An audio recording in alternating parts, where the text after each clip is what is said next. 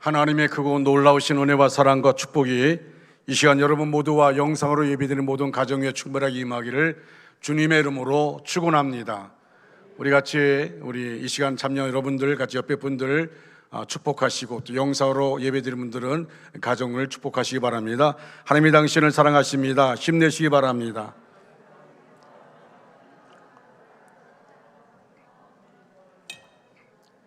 축복송 부르겠습니다.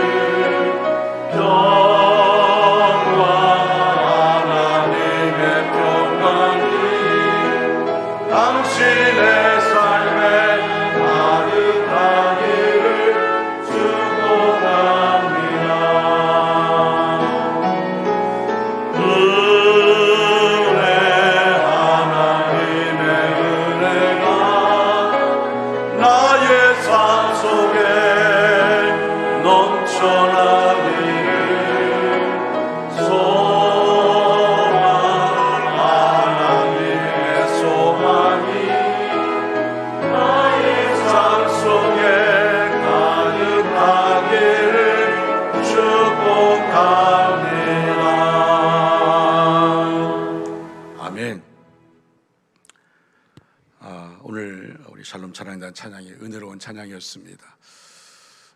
우리가 다음 주일날 종료 주일날이 성찬식이 있습니다. 앵콜송으로 받겠습니다. 이 곡을 하든지 더 좋은 성찬 찬양을 해주든지 미리 제가 말씀을 드렸으면 좋을 뻔했는데 미안합니다. 오늘은 사순절 세 번째 주일입니다. 우리가 십자가를 생각하면 결코 세상의 것을 추구하며 세상의 즐거움에 빠져 살 수 없습니다. 죄의 유혹이 아무리 달콤하다 하더라도 우리를 위해 죽으신 주님의 십자가를 바라보며 사는 사람은 그 죄의 달콤한 유혹을 이길 수 있습니다. 그렇습니다. 십자가는 하나님의 능력입니다. 할렐루야. 우리 스스로 죄의 유혹을 이길 수 없을 때에 그 십자가가 우리로 죄의 유혹을 이길 수 있는 힘을 줍니다. 주님의 십자가에는 우리가 세상에서 얻을 수 있고 누리고 싶은 것보다 더 귀한 보배가 담겨져 있습니다. 세상의 부귀 영화보다 더 귀한 하나님의 은혜가 그 안에 있습니다. 세상이 주는 행복보다 더 큰 행복이 십자가 그 안에 있습니다. 세상을 넉넉히 이길 수 있는 힘도 십자가에 있습니다. 우리의 눈이 십자가에서 멀어지지 않아야 합니다. 십자가를 바라보는 우리의 눈이 세상의 것으로 옮겨가지 않아야 합니다. 십자가가 하나님의 능력이기 때문입니다. 그래서 우리의 자랑은 오직 십자가뿐입니다. 여러분, 하나님께서 우리에게 주신 것들 가운데 최고의 선물이 뭘까요? 십자가입니다. 할렐루야. 우리가 가지고 있는 것을 다 잃어버려도 결코 포기할 수 없는 것이 있다면 그것은 십자가입니다. 그래서 모든 것을 버리고 오직 하나만 선택해야 한다면 우리는 당연히 십자가를 선택해야 합니다. 사순절 기간에 주님의 십자가를 깊이 묵상하는 저와 여러분 되기를 간절히 바랍니다. 오늘 본문의 배경이 되는 사무엘상 21장은 다윗이 사울왕을 피하여 광야에 쫓겨다니게 되는 그야말로 광야 훈련소에 들어가는 장면을 기록하고 있습니다. 다윗은 어린 나이에 정말 탄탄대로의 성공을 맛보았습니다. 그가 이스라엘 군사들이 두려워하는 골리앗 장군을 물리치고 블레셋과의 전투에서 승승장구하자 다윗의 인기는 하늘을 찌를 듯 했습니다. 그러나 이러한 성공의 기쁨도 잠시, 하나님은 그를 모진 고난의 현장으로 인도하셨습니다. 그리고 다윗이 정말 포기하고 싶을 만큼 강한 훈련을 시키셨습니다. 다윗은 이 과정을 통해서 위대한 하나님의 사람으로 만들어지게 된 것입니다. 그러면 다윗을 위대하게 만든 광야 훈련소는 어떤 곳입니까? 첫째로 하나님의 광야 훈련소는 인간의 의지를 깨트리시는 곳입니다. 광야 훈련소는 빨리 성공하는 어떤 기술이나 방법을 배우는 것이 아니라 인간의 의지를 깨트리는 것입니다. 자신을 쳐서 복종시키는 훈련을 하는 것입니다. 하나님의 다스림에 자신을 굴복시키는 법을 배우는 것입니다. 오늘 본문에서 보여주는 다윗의 모습을 보십시오. 골리앗을 물리칠 때의 용기와 당당함이 하나도 보이지를 않습니다. 블레셋과의 전투에서 혁혁한 전공을 세울 때 그 용맹, 그 지혜로운 지혜도 보이지를 않습니다. 지금 다윗의 모습에는 죽음의 두려움에서 벗어나기 위한 비굴함만 남아 있습니다. 다윗이 얼마나 비굴하게 행동하는지를 보십시오. 다윗은 요나단과 헤어진 후에 노베에 갔습니다. 놉은 실로의 성소가 파괴된 이후에 성수의 기능을 대신하고 있었던 곳입니다. 그가 성수를 찾은 것은 위기의 때에 하나님을 찾으려는 믿음의 행동처럼 보이지만 그가 제사장인 아히멜렉과 나눈 이야기는 전혀 뜻밖의 것이었습니다. 우선 그는 떡을 요구하고 있습니다. 억울한 누명을 쓰고 죽음의 손길을 피해 떠도는 다윗에게 무엇보다도 시급한 것이 있다면 배고픔을 면하는 일이었을 것입니다. 그러므로 떡을 달라고 하는 것은 절대로 비굴한 행동이 아닙니다. 그런데 그가 떡을 구하면서 아히멜렉의 한 말이 문제입니다. 2절을 보겠습니다. 다윗이 제사장 아히멜렉에게 이르되 왕이 내게 이를 명령하고 이르시기를 내가 너를 보내는 것과 내게 명령한 일은 아무것도 사람에게 알리지 말라 하시기로 내가 나의 소년들을 이러한 곳으로 오라고 말하였나이다. 갑작스럽게 혼자의 몸으로 나타난 다윗을 영접하면서 제사장 아히멜렉이 왜 갑자기 이렇게 혼자 나타났습니까? 라고 묻습니다. 그러자 다윗은 왕의 비밀스러운 명령을 받아서 자신의 부하들은 다른 곳에 두고 혼자 오게 되었다고 말합니다. 지금 다윗은 제사장 앞에서 거짓말을 하고 있습니다. 다시 8절 말씀을 보겠습니다. 다윗이 아히멜렉에게 이르되 여기 당신의 수중에 창이나 칼이 없나이까? 왕의 일이 급함으로 내가 내 칼과 무기를 가지지 못하였나이다 라고 말합니다. 다윗은 혼자의 몸인데다가 무장도 해제된 채 도망치는 시세가 되었습니다. 오죽 급했으면 자기의 무기를 가지지 못하고 이렇게 도망쳤겠습니까? 그런데 자기가 무기가 없는 것이 왕의 명령이 너무나 비밀스럽고 급한 일이라서 무기를 챙길 시간도 없었다는 것입니다. 그러므로 무기가 있으면 달라는 것입니다. 여러분, 다윗이 거듭해서 거짓말에 또 거짓말을 반복해서 하는 것을 보게 되어집니다. 물론 상황이 너무 다급하니까 급한 마음에 거짓말을 했을 수도 있습니다. 아니면 사울의 목자장 에돔 사람 도액이 그곳에 있는 것을 알고 제사장을 보호하기 위해서 거짓말을 했는지 알 수는 없습니다. 그러나 우리가 21장 이후 넘어서 22장에 가보면 이 다윗의 거짓말 때문에 어떤 일이 일어났습니까? 다윗의 거짓말 때문에 제사장만 85명이나 죽임을 당하고 그 성읍 노베 남녀와 아이들과 젖 먹는 자들과 소와 나귀와 양까지 죽임을 당하게 되었습니다. 다윗의 거짓말 때문에 일어난 사건입니다. 거짓말해서라도 죽음의 위기를 넘기려고 하는 다윗의 모습은 연약한 인간의 단면을 보여주고 있습니다.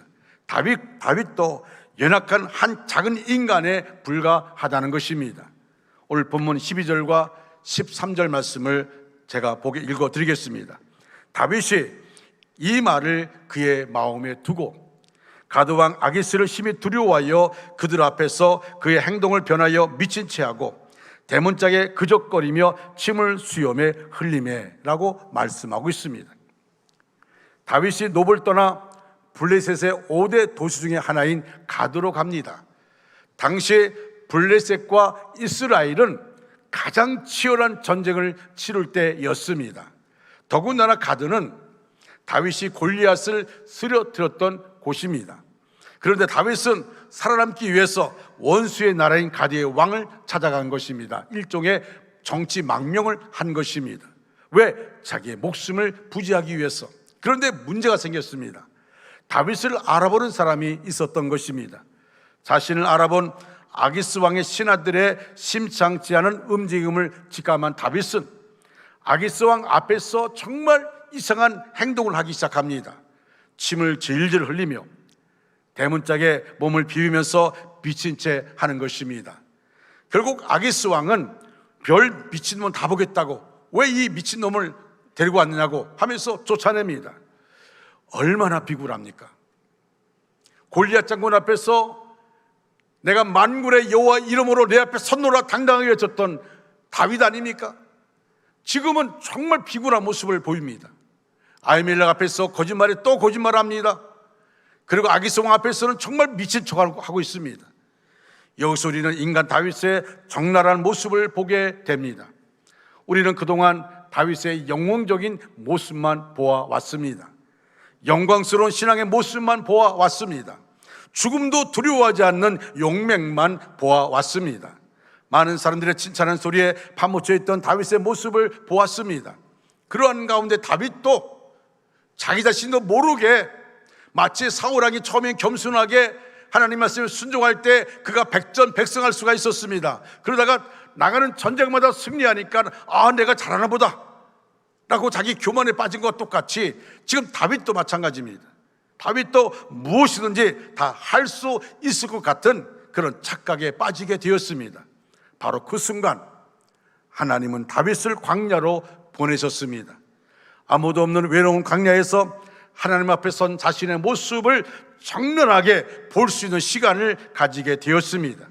그리고 그곳에서 다윗은 철저하게 자신의 보잘것 없는 존재라는 사실, 자신이 보잘것 없는 존재라는 사실을 발견하게 된 것입니다.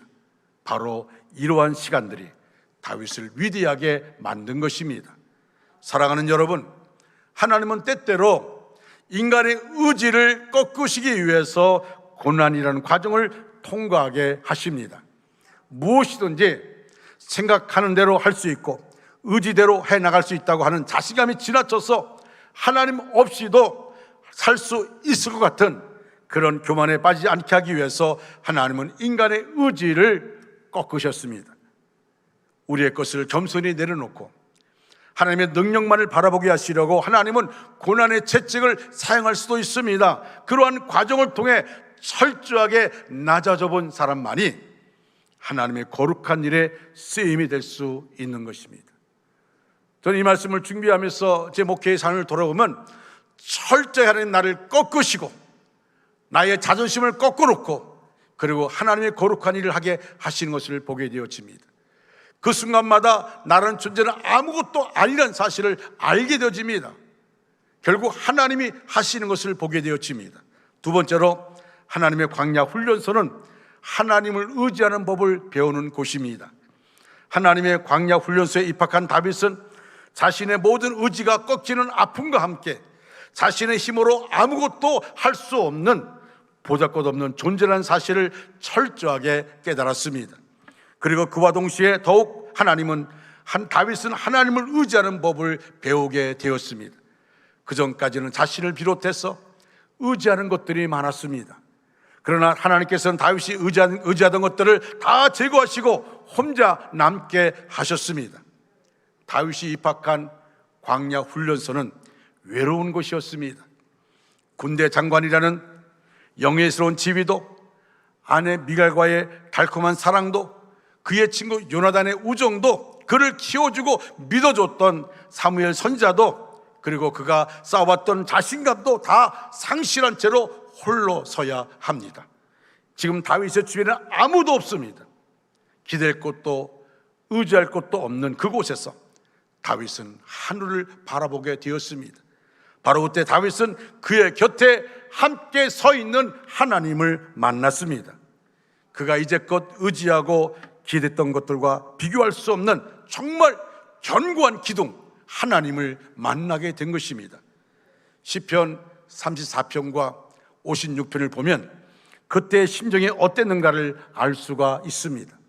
먼저 시편 34편을 보면은 가드왕 아기스 앞에서 미친 채하고 쫓겨난 후에 얼마나 비참한 마음이 들었겠습니까? 얼마나 비참했겠습니까? 그러나 불평과 원망이 터져 나왔을 법한 그런 상황이었음에도 불구하고 다윗의 마음에는 감사와 찬양이 흘러 넘쳤다고 1절로 3절에 말합니다.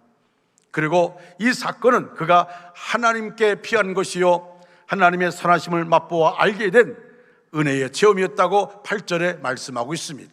그리고 19절의 말씀은 다윗이 이렇게 고백합니다. 의인은 고난이 많으나 여호와께서 그의 모든 고난에서 건지시는도다. 할렐루야. 정말 다윗은 평생의 진리를 배우게 된 것입니다. 여러분 따라할까요? 의인은 고난이 많으나 여호와께서 그의 모든 고난에서 건지시는도다. 할렐루야. 시편 56편을 보시면 3절에 보면 다윗은 그 모든 두려움에서 주를 의지하는 법을 깨달았다고 고백하고 있습니다. 시편 56편 10절과 11절 말씀을 제가 쉬운 성경으로 읽어드리겠습니다.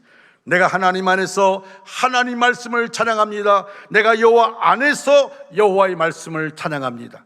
하나님을 굳게 믿습니다. 두려워하지 않을 것입니다. 사람이 나를 어떻게 하겠습니까? 하나님을 굳게 믿습니다. 두려워하지 않을 것입니다. 사람들이 나를 어떻게 하겠습니까? 그렇습니다. 다윗은 광야 훈련소에서 그가 의지하고 믿던 것들을 다 내려놓고 빈손이 된 상태에서 하나님을 의지하는 법을 배우게 된 것입니다. 헨리 나우에는 열린 소리라는 책에서 정신병원에 수용된 한 할머니의 이야기를 하고 있습니다. 그 할머니는 정신병원 내에서 모두도 그를 어찌할 수 없는 그런 아주 정말 즐겁게 만드는 문제의 할머니입니다. 그런데 그녀는 손에 꼭 쥐고 있어요. 손 안에 뭐가 있을까? 한 번도 손을 펴지 않습니다. 꼭 쥐고 있습니다. 결국 그 손 안에 뭐가 있는가를 알기 위해서 장정 두 사람이 이 할머니의 손을 피는 겁니다. 손가락을 꽉 쥐고 있는 것을 피는 거예요. 얼마나 힘들게 두 사람이 힘을 다해서 이 손가락을 폈더니 그 안에 동전이 하나 있었습니다. 동전. 이 할머니는 마치 그 동전이 자신의 존재 자체인 것처럼 여기고 그것을 빼앗기면 더 이상 아무것도 할 수 없다는 두려움이 있었습니다. 그래서 그녀는 하찮은 동전 하나를 붙잡고 집착하고 있었습니다. 이 동전을 빼앗기지 않기 위해서 집착하고 있었습니다. 이것이 바로 우리들의 모습은 아닌지 생각해 보아야 합니다. 여러분 무엇을 움켜쥐고 집착하고 있습니까? 그러나 그 꼭 쥔 주먹 위에는 하나님의 축복이 임할 수 없습니다. 비록 보잘것없는 동전이라 할지라도 무엇이든지 가득 찬 손에는 하나님의 축복을 부어줄 수 없습니다. 우리의 손에 있는 것들을 비울 때 그 빈손 위에 하나님의 축복은 임하는 것입니다. 사랑하는 여러분, 지금 혹시 고난의 광야 훈련소에 계신 분 있습니까? 아무것도 의지할 것을 찾지 못하고 두려움과 불안함에 떨고 있지는 않습니까? 멈추지 않은 코로나19 팬데믹 상황에서 우리의 믿음이 흔들리고 두려움과 불안 속에 있습니까? 바로 지금 여러분이 들고 있는 그 빈손으로 주님을 의지하시기 바랍니다. 빈손 들고 앞에 가 십자가를 붙드네 의가 없는 자라도 도와주신 바라고 생명샘에 나가니 마음을 쓰소 주소서. 그렇습니다. 의롭지 못해도 괜찮습니다. 잘하는 것이 없어도 괜찮습니다. 그저 빈손이면 됩니다. 오직 하나님의 도와주심만을 바라고 주님 앞에 나가면 그곳에서 놀라운 하나님의 은혜를 경험하게 됩니다. 하나님의 광야 훈련소에서 빈손 들고 하나님을 의지하는 법을 배울 수 있기를 바랍니다. 세 번째로, 하나님의 광야 훈련소는 하나님 마음에 맞는 자를 만드는 것입니다. 다시 말하면 하나님 마음에 꼭 드는 자, 하나님 마음에 합당한 자를 만드는 것입니다. 여러분, 사무엘서를 공부하면서 갖게 되는 한 가지 의문점이 있습니다. 다윗이 왕으로 등극하기까지 왜 그렇게 많은 시간이 필요했는가 하는 것입니다. 하나님은 사무엘 선지자를 통해 불순종으로 일관하는 사울을 폐위하시겠다고 선언하셨습니다. 그리고 이미 이새의 아들 다윗을 사울의 뒤를 이어서 이스라엘의 두 번째 왕으로 정하시고 기름까지 부으셨습니다. 그와 동시에 하나님의 영이 사울에게서 떠나고 다윗에게 하나님의 영이 임했습니다. 그렇다면 곧바로 다윗의 시대가 활짝 열려야 되지 않겠습니까? 그런데 아직도 변한 것이 하나도 없습니다. 기름 부음을 받았습니다. 하나님의 영이 임했습니다. 그런데 하나도 변한 것이 없습니다. 사울의 상태만 더 나빠지고 있을 뿐입니다. 그럼에도 불구하고 하나님은 다윗을 왕의 자리로 올려주지 않고 계십니다. 오히려 하나님은 사울 왕을 통해서 다윗을 죽음의 위기로, 고난의 현장으로 몰고 가고 계십니다. 그 이유가 바로 우리가 공부하려는 내용입니다. 사울이 처음 하나님의 부름 받을 때 그가 도망갔습니다. 그는 겸손한 자였습니다. 출중한 용모와 겸손한 인격을 소유했었지만 한 나라의 지도자로서의 능력은 뛰어나지 못했습니다. 그의 다듬어지지 않은 인격은 지도력의 한계로 나타나 국가적인 위기에서 많이 흔들렸습니다. 그 무엇보다도 하나님 앞에서 진실하지 못했습니다. 이스라엘이라는 나라는 특별한 나라입니다. 하나님이 세우신, 하나님이 다스리시는 나라가 바로 이스라엘입니다. 그러므로 이스라엘의 왕은 하나님의 뜻을 제일 먼저 알아야 합니다. 하나님과의 관계가 올바르지 못하고서는 그 어떤 사람도 그 나라의 지도자로서 쓰임을 받을 수 없는 것입니다. 그런 면에서 사울은 준비되지 못한 지도자였습니다. 사울의 실패는 신실하지 못한 신앙, 다듬어지지 않은 인격, 검증되지 못한 지도력으로 인한 것이었습니다. 그래서 하나님은 다윗을 사울과는 다르게 다루셨습니다.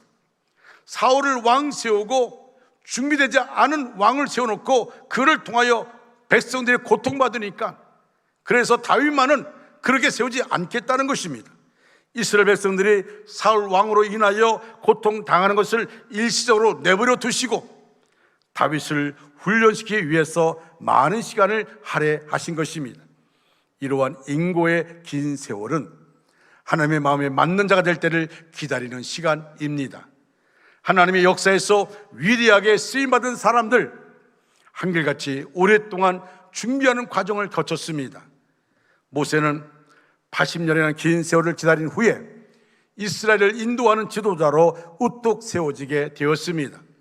40년간 바로의 왕궁에서 애굽의 학문과 언어와 지리를 배우게 하시고 곧바로 이스라엘의 구원자로 쓰신 것이 아니라 다시 40년간 미디안을 하는 광야 학교로 보내셔서 인고의 세월을 기다리게 하셨습니다.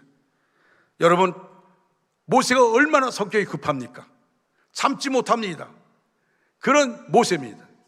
하나님은 40년 동안 미디안 광야에서 그 참지 못하는 성격, 다듬어지지 않은 인격을 하나님이 그를 훈련시킨 것입니다.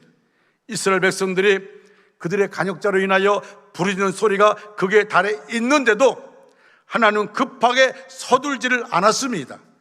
하나님의 때에 합당한 사람으로 사용하시기 위해서 40년이라는 긴 시간을 기다리게 하신 것입니다. 뿐만 아니라 이 기간 동안 모세는 엄청나게 온유한 사람이 되었습니다. 민수기 12장 3절에 보면 이 사람 모세는 온유함이 지면의 모든 사람보다 더하더라 말씀하고 있습니다.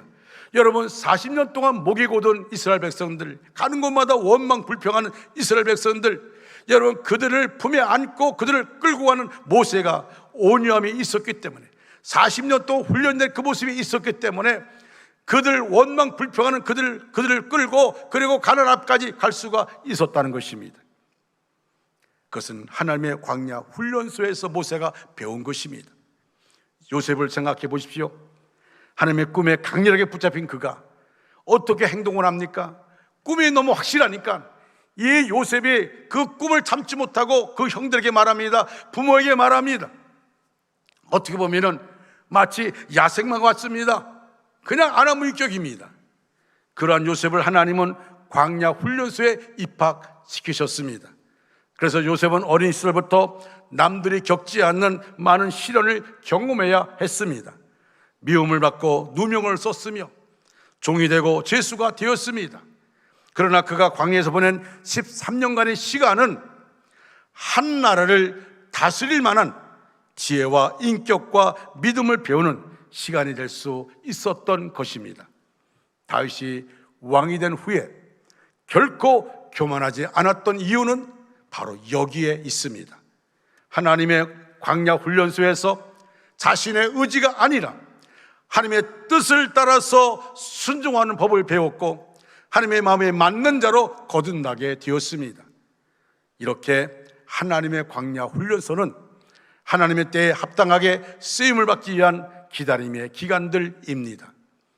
여러분, 코로나19 상황 가운데 우리가 많은 전혀 경험하지 못한 시간들 우리는 지난 1년 동안 보냈고 올해도 여전히 보내고 있습니다. 그러나 여러분, 이 상황 속에서 우리가 지치는 것이 아니라 이 인구의 시간 속에서 우리가 기다림의 은혜가 있어야 됩니다. 더욱더 하나님을 바라보는 상황들이 있어야 됩니다. 그래서 야고보서 1장 2절로 4절에 이렇게 말합니다. 내 형제들아, 너희가 여러 가지 시험을 당하거든 온전히 기쁘게 여기라.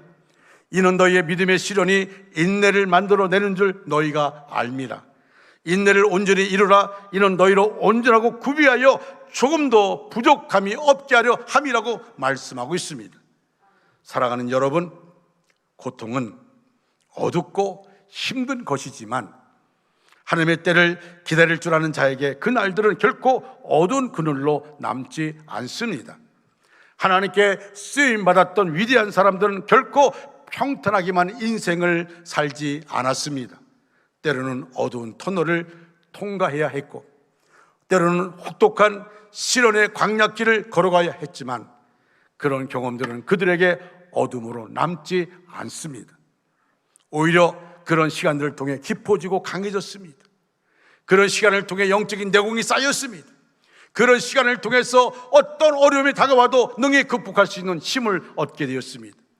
왜냐하면 고통은 우리로 깊이 생각하게 하며 겸손하게 하고 하나님을 의지하게 만들어주기 때문이었습니다.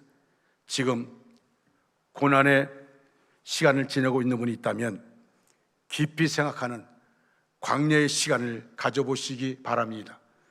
우리는 하나님을 의지해야만 살 수 있는 철저하게 보잘것 없는 존재라는 사실과 동시에 그 고난의 시간들을 통해 하나님 마음에 맞는 자로 세워져서 우리의 앞날들이 더욱 빛나게 될 것이라는 사실을 깨닫는 은혜가 있기를 바랍니다. 사랑하는 여러분,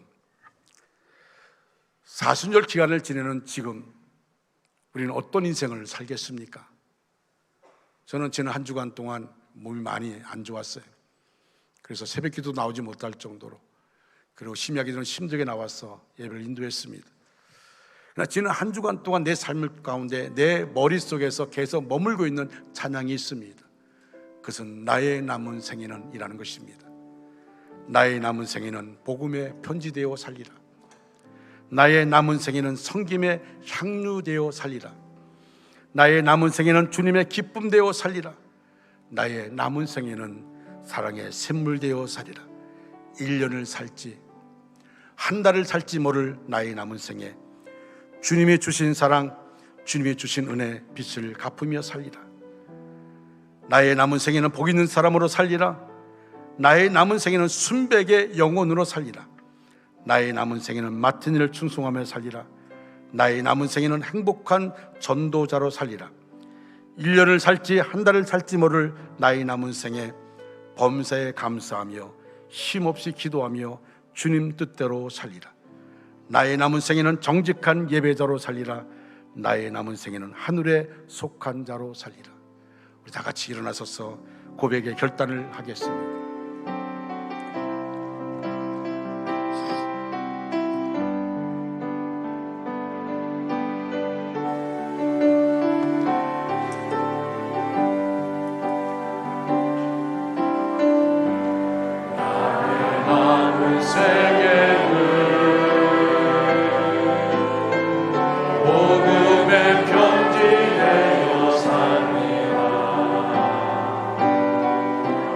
나의 남은 생에는 성김의 향유되어 살리라. 나의 남은 생에는 주님의 기쁨 되어 살리라. 나의 남은 생에는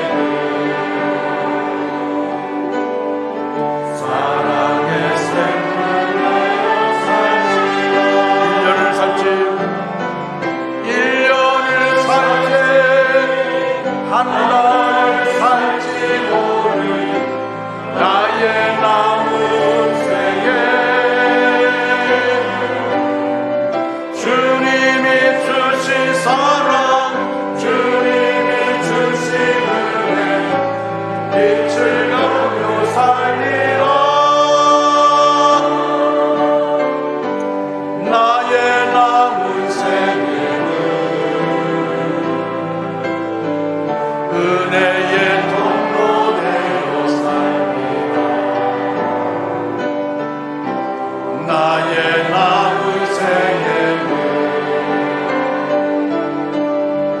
축복의 통로 되어 살리라. 나의 남은 생에는 나의 남은 생에는 복 있는 사람으로 살리라. 복 있는 사람으로 살리라. 나의 남은 생에는 나의 남은 생에는 순백의 영혼으로 살리라. 순백의 영혼으로 살리라. 나의 남은 생에는 나의 남은 생에는 맡은 일 충성하며 살리라. 맡은 일 충성하며 살리라. 나의 남은 생에는 나의 남은 생에는 행복한 전도자로 살리라. 행복한 전도자로 살리라. 1년을 살지 한 달을 살지 모를 나의 남은 생에 범사에 감사하며 쉼없이 기도하며 주님 뜻대로 살리라. 나의 남은 생에는 정직한 예배자로 살리라. 나의 남은 생에는 하늘에 속한 자로 살리라. 1년을 살지 한 달을 살지 모를 1년을 살지 한 달을 살지 모를 나의 남은 생에 범사에 감사하며 범사에 감사하며 쉼없이 기도하며 주님 뜻대로 살리라. 나의 남은 생에는 정직한 예배자로 살리라. 나의 남은 생에는 하늘에 속한 자로 살리라. 기도하겠습니다. 그렇습니다. 주님, 우리가 1년을 살지 한 달을 살지, 아니 오늘 밤 내 생명 끝날지 우리는 아무것도 모릅니다. 우리의 생사화복은 하나님의 손에 있습니다.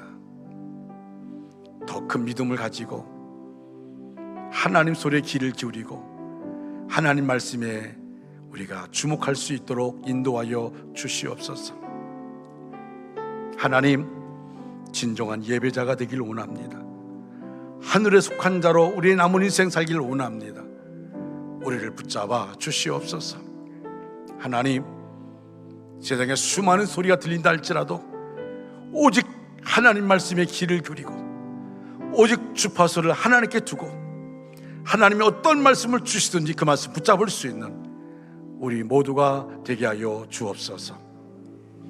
지금은 우리 구주 예수 그리스도의 은혜와 하나님 아버지의 극진하신 사랑하심과 성령님의 감동 내주로 충만 역사하심이 우리 전체 위에, 우리의 가정과 생업과 사업과 학업 위에, 원조 땅과 대한민국 위에, 세계 도처에 흩어져 있는 선교사들 위해 이제로부터 영원토록 함께 하시기를 간절히 축원하옵나이다. 아멘.